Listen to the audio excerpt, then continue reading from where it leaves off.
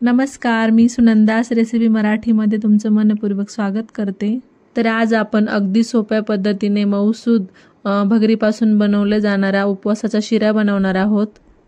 हा शिरा खाण्यासाठी म्हणाल तर अप्रतिम लागतो आणि हा उपवासाचा शिरा तुम्ही परत परत बनवाल एवढा मस्त लागतो आणि फक्त 5 मिनिटात बनून तयार होतो। चला तर बनवायला सुरुवात करूया। तर त्यासाठी इथे मी मंद आचेवर कढई गरम करायला ठेवली। आता लगेच आपण यामध्ये हाफ कप भगर घालून घेऊया। वजनीप्रमाणे म्हणाल तर 150 ग्रॅम आहे।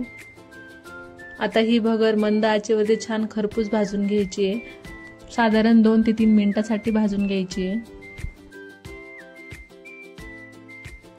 2 मिनिटांनंतर इथे आपली भगर चांगली खरपूस भाजली गेली आहे। तुम्ही पाहू शकता कलरही चेंज झालेला आहे।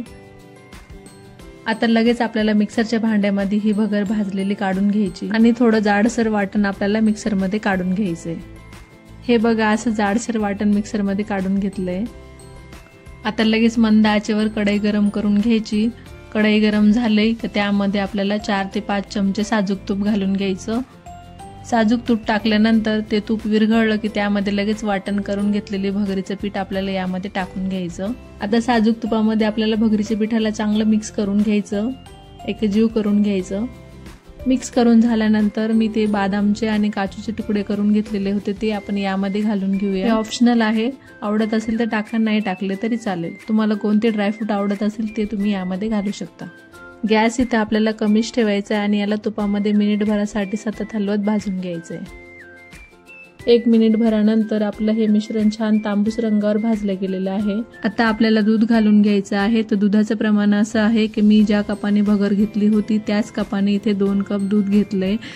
दूध इथे मी एका पातेल्यात छान उकळून घेतलं। आता हे उकळलेलं दूध आपल्याला यामध्ये थोडं थोडं करून घालायचं। एका हाताने चमच्याने हलवायचं आणि दुसऱ्या हाताने आपल्याला थोडं थोडं करून दूध यामध्ये टाकत राहायचंय। मी दाखवते अशा पद्धतीने आणि सर्व दूध यामध्ये थोडं थोडं करून घालून घ्यायचंय।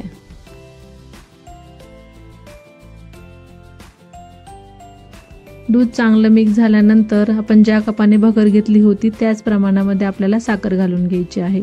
साखर तुम्ही तुमच्या आवडीनुसार कमी व जास्त करू शकता। आता साखर पूर्णपणे मिक्स होईपर्यंत आपल्याला छान हलवून घ्यायचंय। साखर पूर्णपणे विरघळल्यानंतर याला 1 मिनिटभरासाठी चांगलं परतून घ्यायचं। 1 मिनिटभर परतून झाल्यानंतर आपल्याला इथे गॅस बंद करायचा आणि यामध्ये अर्धा चमचा वेलची पावडर टाकून घ्यायची। वेलची पावडर ऑप्शनल आहे, आवडत असेल तर टाका, नाही टाकले तरीही चालेल। तुम्ही बघू शकता आपला शिऱ्याचा कलर किती सुंदर आलेला आहे। तर अशा पद्धतीने आज आपण भगरचा वापर करून अगदी सोप्या पद्धतीने उपवासाचा शिरा बनवला आणि हा शिरा अगदी रव्याचा प्रसाद बनवतो ना आपण तसाच लागतो आणि 5 मिनिटांमध्ये झटपट बनून तयार होतो।